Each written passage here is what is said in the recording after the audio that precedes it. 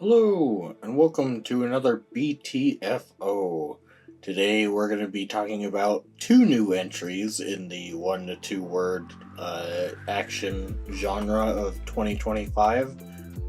That being Tornado and From the World of John Wick, Ballerina, which I will be calling Ballerina so that it fits into the category. Shut up. Uh, yeah. Um, so these have both come out relatively recently, uh, and we'll go ahead and just start with Tornado. Tornado is a small, independent, I I suppose action fits it as a category. Um, it's a period piece. I almost want to call it like a western, because you definitely get that vibe from it, but it does take place in the British Isles in 1790. So it's not a western, but it does sort of feel that way. And it's a neat little movie. I would recommend it. It's not the strongest recommendation in the world. It's got some issues that I'll go over. Um, but it's a neat little movie. It's basically a story of you've got this Japanese girl, Tornado, who is traveling the British Isles with her father. Now, they were at one point associated with a I don't know.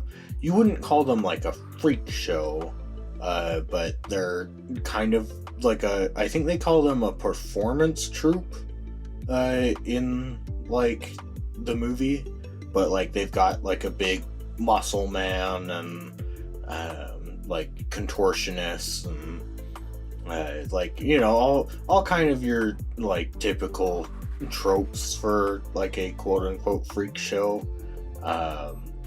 And we're not really sure why, but for whatever reason, Tornado and her father have split off from them, and so they do a like Japanese marionette puppet show that turns into a like sword fight theater. It's kind of a neat little show, but basically during one of the performances, Tornado sees that these like bandits are walking through with a like couple bags of gold. I guess she doesn't know they're gold, but they're heavy bags, and they like set them down to watch the show, and then she sees a little boy steal the bags, and so like after the show ends, she is able to find the little boy, and she stuffs him into their wagon, and like then they take off, and then Tornado basically gives the kid a piece of gold and says, "Okay, get lost. This gold is mine now." Um, and you'd think that that might play into the story a bit more, that like that might irritate the kid enough to be like, "Hey, like I don't like you, Miss Tornado." But for the most part, it seems like the kid and Tornado are on the same side because they're just both being chased by the thieves. But basically, the thieves, they come, and Tornado's father tries to play dumb, and like they end up killing Tornado's dad. And then most of the movie is just the thieves chasing Tornado. And some of the issues that I have, I mean, we'll start with the beginning, which it feels like it just does this because it's an independent film, and it's like, oh well, if we told the story non-chronologically, then like that makes it more interesting, because we open like 5 minutes into the story of the movie. Like, we open right as the chase for Tornado begins. And And then, like, after watching maybe, like, 10 minutes of the chase for Tornado, we cut back to, like, the 5 minutes of, like, opening with her dad. And then the story just plays out in real time. And it's like, oh, I don't... You know, like, I don't think I gained anything from seeing that out of order. And if anything, I think I lost stuff. Because in that first 5 minutes, it's like, well, I don't know who Tornado is. I don't know who this little boy is. I don't know why they're running from these thieves. Like, we see Tim Roth, Tim Roth, Sugar in this.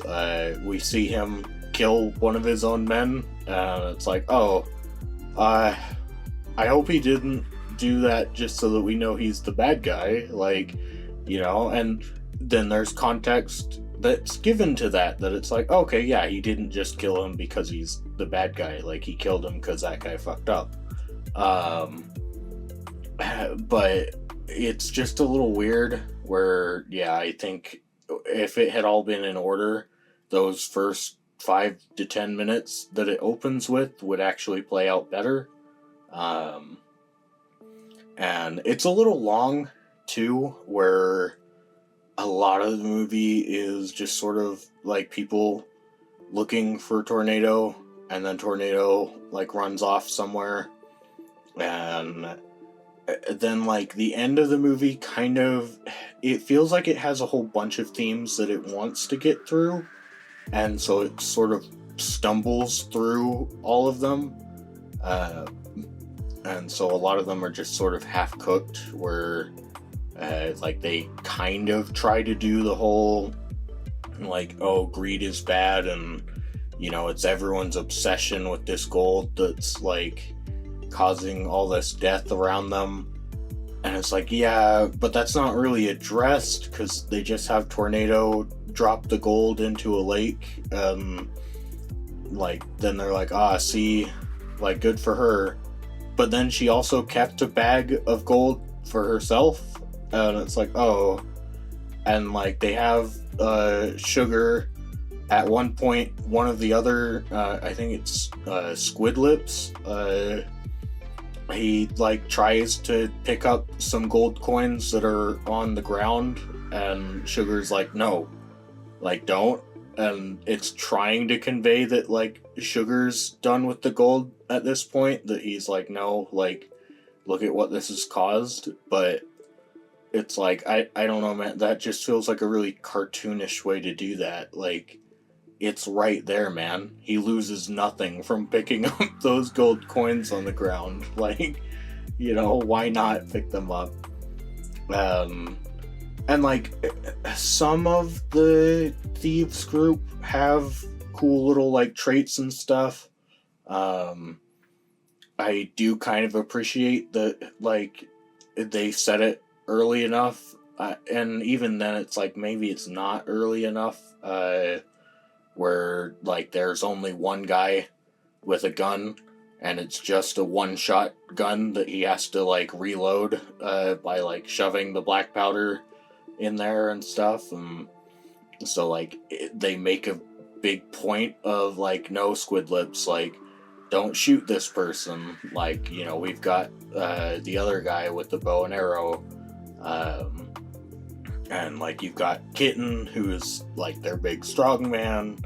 I don't know that we get a name for the black guy, but he doesn't have any lines. He just aura farms, basically. He's dressed in all black with, like, this long brim hat, and he's got, like, a pirate saber. And so, like, she gets in a sword fight with him, and that's kind of neat. You've got Sugar and his son, Little Sugar, which is one of the underdeveloped parts of the movie, where, like, they kind of try and set up a rivalry between them, and then they have, like, Little Sugar gets Tornado, and he's like, okay, you're gonna take me to the gold, and then he explains that, like, oh, my dad, like, he's always overprotective, like, he beats me because he thinks I'm weak, like, I don't like him very much. And then he slips and breaks his arm in some mud, and then, like, gets back up just so that when he meets Sugar, he can be like, okay, take me to the gold, Dad. Like, you know, I've got Tornado. Like, where's the gold? He's like, oh, son, like, it's not about the gold anymore. And, like, has to kill his own son. Which it's like, that's something that I really think the movie could have spent a bit more time developing. Rather than just, like, dumping all the development right before Little Sugar dies.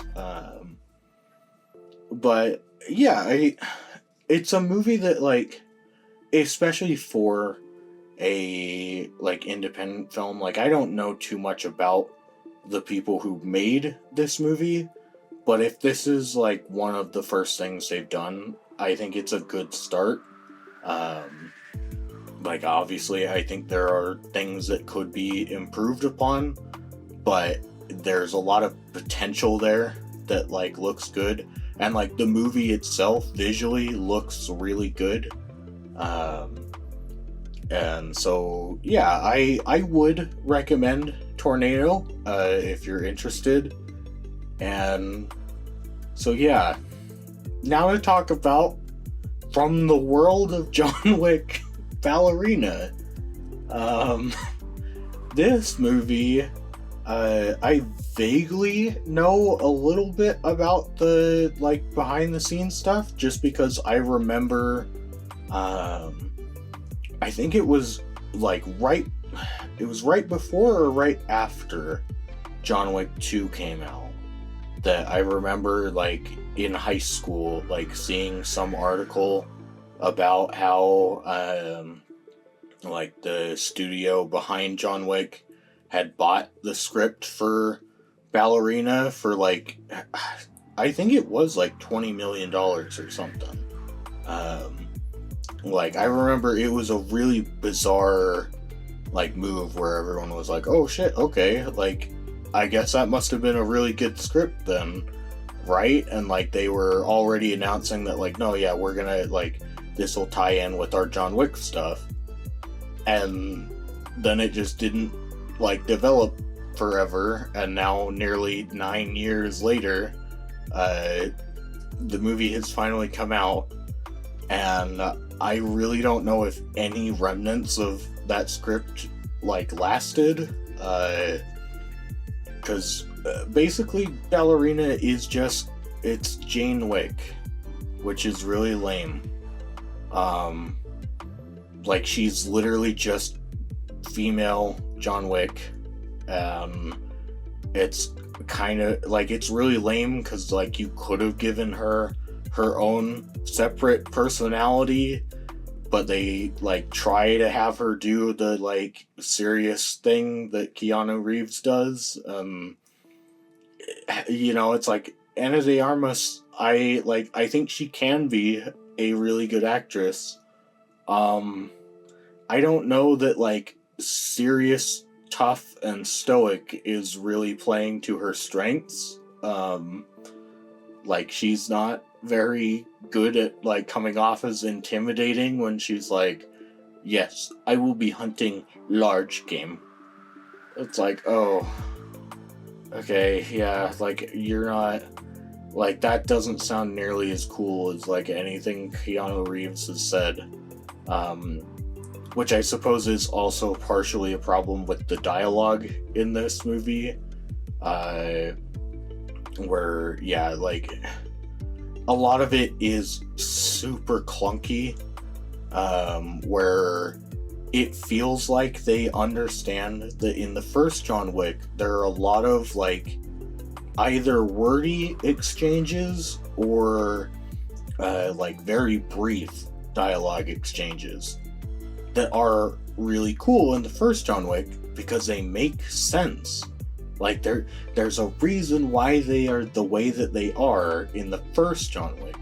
Whereas in Ballerina, as well as the subsequent John Wick films, a lot of the times they'll do like the very short exchanges, and it's like, well, no, you have a lot more information that you need to be conveying right now. And like, I think kind of a perfect scene of that is so basically, Eve, or the ballerina, um, like her dad was killed when she was little in like what must have been 2002, because they show her get into the Rusk of Roma, which is like the Russian ballerina place that John Wick is from, uh, and she um, like so basically they cut to 12 years after her father was killed, and like they specifically note that her father was killed by these people who have an X scar on their wrists, of which it's like, oh, I guess that's not conspicuous at all. um, that's something that this movie really like fails at, is the idea that like, oh, all of these assassins on either side have these like clearly identifiable markings so that people can tell which assassin group they're from. And it's like, oh, that's really lame. Like, in the first John Wick, it was just like a tattoo that he had.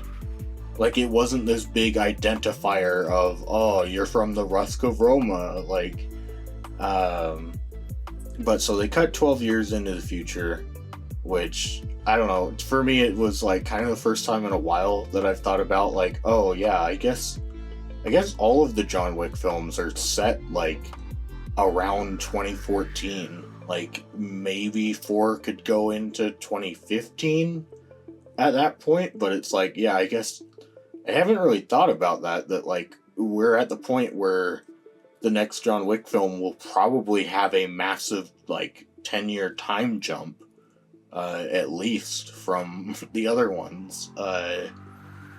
But like basically she trains and then she finally gets sent on missions, and the first one's kind of dumb, but we'll get to that in a second. But then we see like this other mission that she kills this whole like VIP lounge full of people, and she walks away, and she walks outside where like her car is already in like a car accident from like how she got into the club, which it's like, I don't know, like, guys, this is the middle of New York City. Like, I feel like a big car accident like that, people are gonna notice. Like, even if it's at like the back of this club, like, you're showing that these are like tight alleyways and stuff.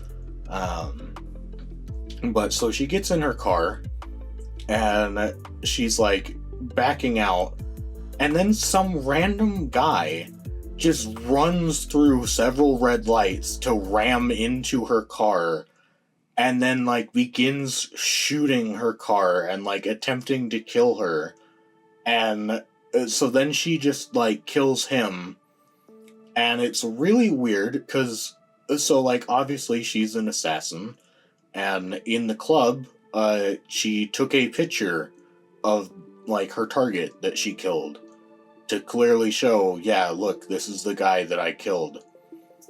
For some reason, she noticed that like the guy outside the club that just tried to murder her, she noticed that he has the X scar on his wrist.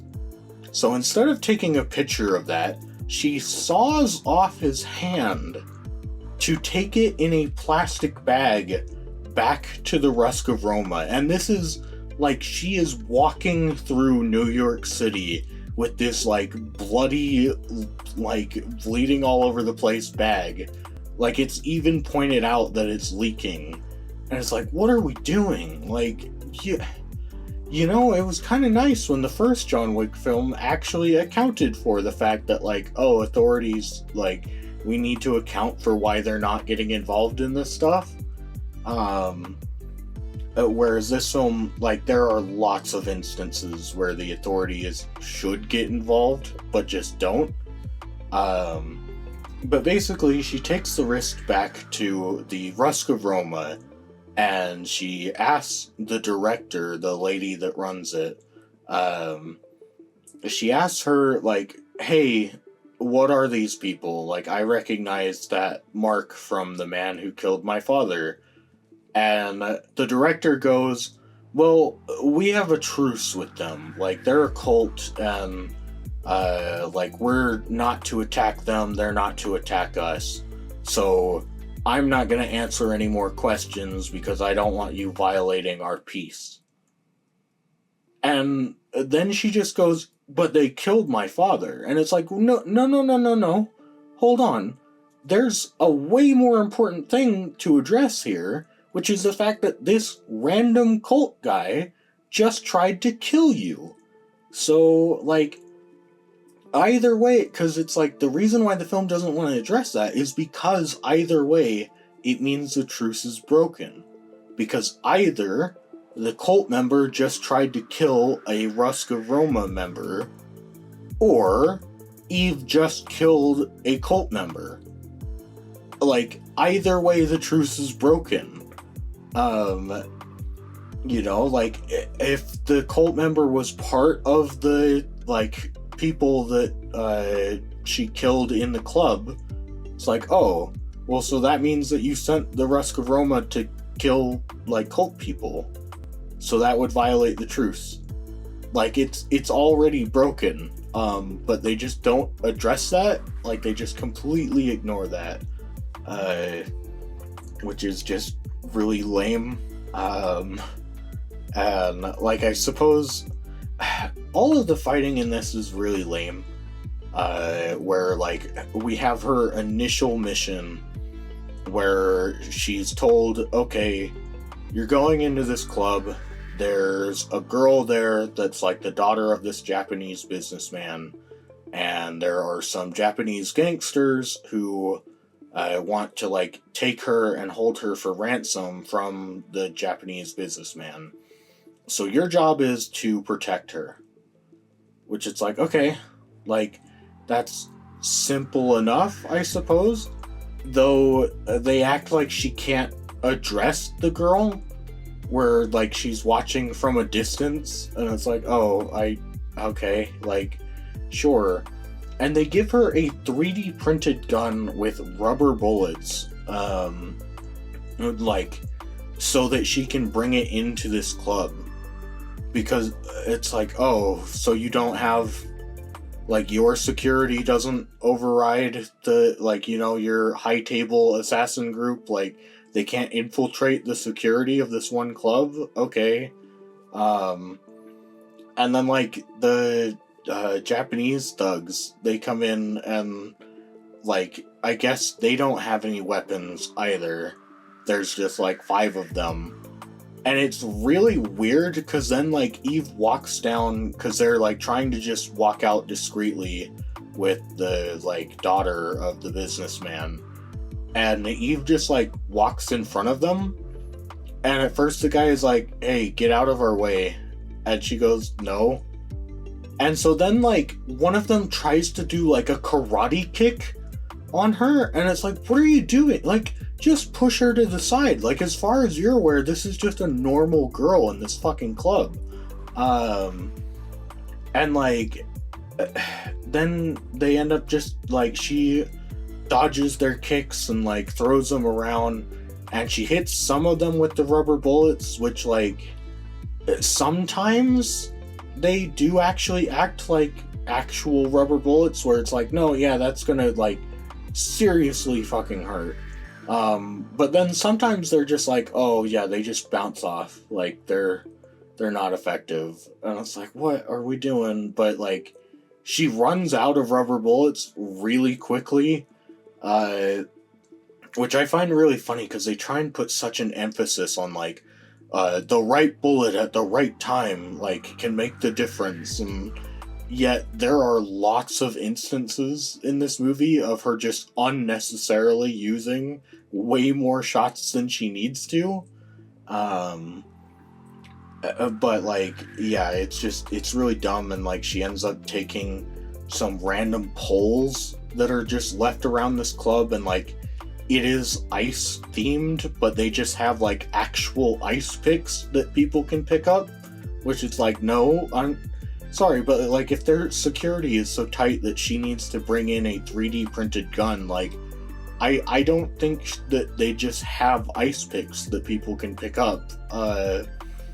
And like it's also kind of annoying that the first John Wick seems to be the only one that actually did the thing of, yeah, if you're in like the middle of a club and you start firing a gun, people will like run away. Like, you know, people will actually react to that. Whereas there's a lot of like this club scene where she's just like getting beat up and thrown around, and everyone's still just like dancing in the background, like, oh yeah, this is super fun. And it's like, what are we doing? Like, you know, and like there was a moment in there where like she's down on the ground and like the main bad guy is like going up to like beat her, and I was like, oh, is this like, this feels like the thing where we'd get a normal like guy to step in and be like, dude, what the hell, like, you know. But they don't really ever play with the fact that she's a woman, which is really weird, because like they make a big point about like, you know, you're always going to be at a disadvantage to like a man, you know, you have to like, don't fight by their rules, cheat, like, you know, fight like a girl. And that never really comes up ever in the movie, which is really disappointing, where it's like she never uses like, you know, her feminine charms, and it's like, you've got Ana de Armas, like, you really don't think that you could have an effective scene of her like flirting with people to get into where she wants to go? Like, you know, you don't like, there's one instance of when she leaves the like VIP lounge, where she's like in the elevator and she comes down like looking really innocent, and they're like, oh, were you stuck in the elevator? And she's like, oh yeah, it was really scary, like, you know. And it's like, that's the closest thing that we get to her ever actually using like her feminine wiles to like get out of situations, or like to her advantage. And like this movie, it feels like they were like, oh, guns are John Wick's thing, so what will be the ballerina's thing? I know, explosions. And it's like, I don't know that like aesthetically fits with the idea of a ballerina, but okay. So like they have lots of scenes where she just like has grenades, or she'll find grenades and like throw them, and a lot of the time it's really stupid, where she'll throw it like 5 feet from her. Like there's one instance where she like runs up these like wooden stairs and then drops the grenade below her, and so naturally like she falls to the ground, and it's like, well, yeah, like that's what happens. But yeah, the end of this movie is really stupid too, where basically they established that most of the end of this movie, or well, like pretty much from the second act forward, takes place 2 months after John Wick 3. And so, you know, that's an important thing to keep in mind. But so Eve ends up like tracking this cult down to this like mountain village that they all live in, where fuck, it's so stupid. They basically explain that this cult, they're all assassins. Like, they're all trained to kill from childhood. And like, basically, the reason why they all live alone in this mountain town, and why they're so opposed to outsiders, is because they just want to kill people in peace. Like, they make appeals about, like, oh, you could leave the assassin world behind and come live with us. where we like to assassinate people and, like, kill them for fun. Like, we don't just do it for business, we do it because we like it. It's like, what? Like, what the fuck? Like, did they not realize that it's like, no, guys, that's a contradiction. Like, oh, I want to kill people in peace, like we all do. That's why we all live in this secret village and, like, don't let outsiders come in, because we just love killing so much. It's like, what the fuck? Like, but basically, yeah, she gets there and, like, she decides that, like, I want to kill the Chancellor, because she holds him responsible for killing her dad. And it's like, yeah, I guess so. And, like, then her sister is there, which feels like something that may have been in the original script that they bought, because it's so sidelined in this, where it's like, oh yeah, I'm your sister, you could come live with me. Oh, I'm dead. Like, oh, okay.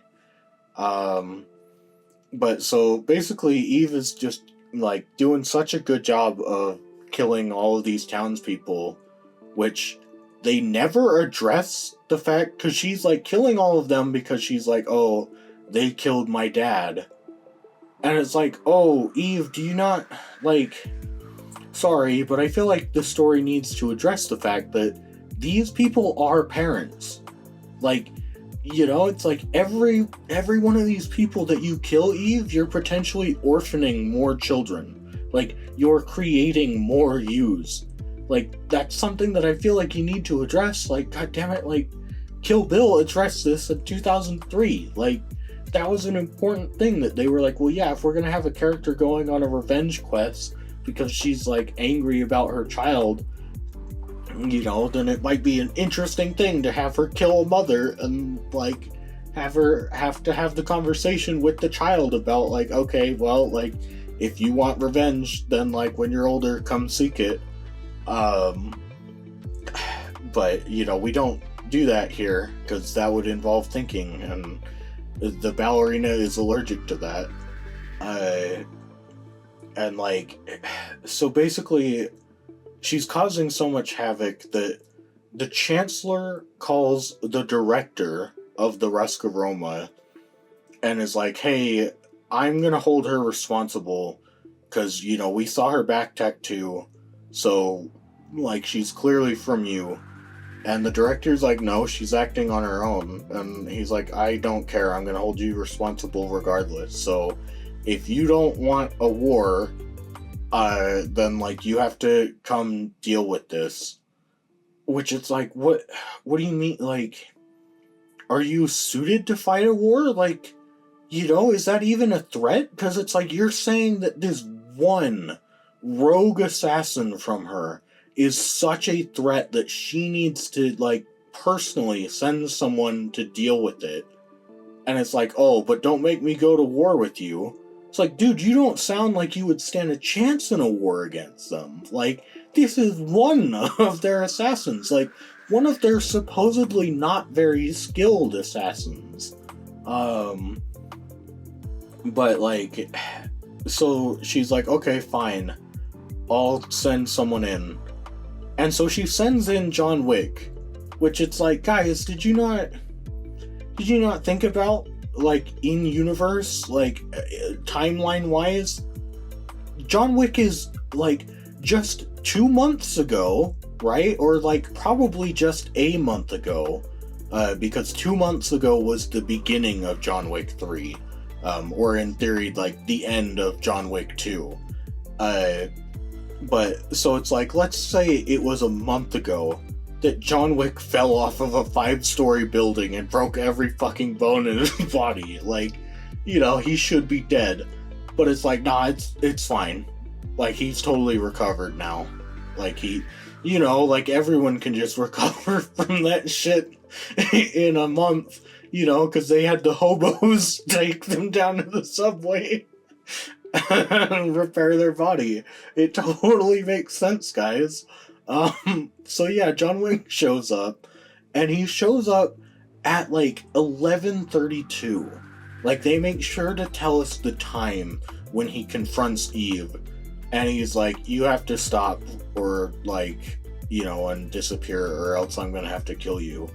And she's like, nah, I'm not gonna stop. And so then, like, they have a tussle, and she's like, he killed my father, like, you have to let me do this. And it's so weird, because, like, earlier John appealed to her that, like, you can get out. You still have a choice. Like, like, you don't have to be like me, which is so weird, because that's from an earlier scene where, again, it's another dialogue exchange where, like, she asks him, like, how did you get out? And he's like, I'm working on it. And it's like, that's clearly, like, John, you were gone for 5 years. You did get out. Like, it feels like the movie it feels like they don't acknowledge anymore that, no, the whole point of John Wick 1 was he was out. Like, that he was done with that part of his life. He got dragged back in. Like, that was kind of the whole point of the first John Wick. So basically she's like, yeah, he killed my dad. You gotta let me kill him. And so John goes, fine, you have until midnight, because that's what the Chancellor said on the phone, that, like, the Rusk of Roma had until midnight to kill Eve, otherwise they were going to war. So you've got until midnight, or else I'm gonna kill you. And she's like, okay. Which, so, like, the village has called off all of their people from fighting to allow John to kill her. And then she just starts, like, killing people again. And they're like, oh, I guess John Wick just fucked off. Like, okay, I guess we've just gotta deal with her ourselves. And it's like, no, wouldn't this be the point where they'd call the director back and be like, hey, what the fuck? Like, John Wick was supposed to kill this girl, and now she's just fucking running around killing our people. Like, what's up with that? But, like, she eventually gets into their armory, and out of all the weapons she could have chosen, she finds a flamethrower, and decides, yes, I'll use this. And it's like, what? No, use a gun. Like, flamethrowers are cool, yes, but, like, you need to be using a gun right now. Like, you're going up against people with guns. But so she uses a flamethrower and, like, starts burning people, and then the, like, Chancellor's number 2, like, comes down and is, like, following her path and finds the case with the flamethrower, and it turns out there are 2 flamethrowers in there, and he recognizes that, oh, well, she must have the other one. So he takes the flamethrower, and it's like, again, no, use a gun. Like, a gun is really useful against a flamethrower, by the way. Like, bullets travel a lot farther than a flamethrower can shoot fire. Like, and so they get into, like, this weird flamethrower battle, which there are several shots where Ana de Armas, like, clearly would have gotten side blasted by fire, but they're like, nah, it's fine. Like, she's wearing a fire-resistant jacket. Who cares if she's not, like, got the hood up or got it even, like, zipped up or anything? Like, no, it's fine. And then, like, there's one point where they get their guns knocked away, and, like, he kicks her across the room or whatever, and so she's lying there on the ground, and then he takes his foot, and he, like, puts it in the fire to make sure that his foot gets lit on fire, so that he can attempt to kick her with his burning foot. And it's like, what the fuck are we doing? Like, and then she gets away, and she grabs her flamethrower, and, like, she gets out of the tunnel, and she, like, they show us a shot of her noticing that her flamethrower is running low on fuel, like, it is nearly empty. And so then she goes out behind these, like, 5 guys in the street, fires once, which lights them all on fire, but then there's just this poor fucker who is, like, still stumbling down the street, in the other direction from her. Like, he's walking away from her while he's on fire, and she shoots her flamethrower like 5 more times at this guy until she's just out of fuel. And it's like, oh, yeah, like, sorry, but he was already on fire. Why are you just wasting your flamethrower fuel? And then luckily she gets pushed into a building that has a fire hose. So she uses that to combat number 2's flamethrower. And then, like, when she gets pretty close to him, and it, like, they show John Wick, looking at his watch, and it's 11:56. 4 minutes until he has to kill her. Which it's like, yeah, sorry guys, but like, especially in intense situations like this, 4 minutes is gonna fly by. But for some reason, John decides, I'm gonna help Eve now. And so he shoots, number 2's flamethrower's, like, gas canister and blows it up. Which it's like, oh, I mean, I guess good thing that didn't kill Ballerina, but okay. And then, like, Ballerina sees that the Chancellor is, like, leaving in his car with his granddaughter, who she's semi been trying to save throughout the movie, and she, like, fires a whole bunch of rounds into the car, and it's like, like, a good thing that their glass is, like, relatively bulletproof, because, like, Eve, you know there's a child in that car. Like, I wouldn't just be firing bullets into a car with a child that I'm trying to save in it. Like, you could just shoot the tires, like, you know, that's always an option. But then, like, the Chancellor gets out and starts giving her this weird lecture about, like, fate, because that's, I guess, another element of the cult, that they only believe in fate. They do not believe in choice, which it's like, I mean, I get in, like, the cosmic sense of it, like, how someone could believe that, but I don't know how you build an organization on the idea of, yeah, you don't have any choices, like, everything is how it's supposed to be. It's like, I don't know, like, yeah, I don't know how you form an organization around that idea.